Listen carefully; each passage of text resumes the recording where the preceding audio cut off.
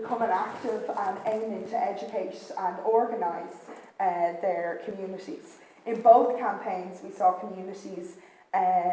organising themselves, educating themselves, finding out what's the best way to convince someone not to pay their water bill, what's the best way to convince someone that the movement is strong enough, that if we all stand together we can win, what's the best way to convince someone to vote yes, what's the best way to allay fears that they have that have been planted there by the church, by years of these reactionary ideas having such dominance in our society, particularly in our schools.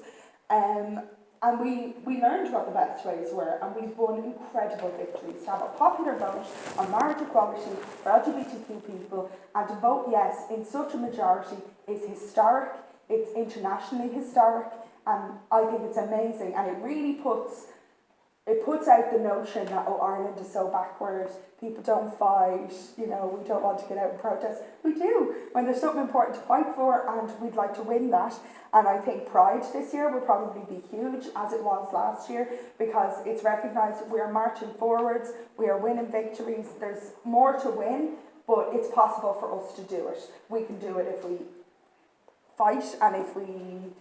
organise ourselves. Rosa linked the two issues. We went to water charges marches and talked about gay marriage. We went and we talked about how working class communities needed to come out and vote yes. We couldn't let the government, just because they were suddenly decided to support gay rights, trick us into, because we oppose the government, which we do,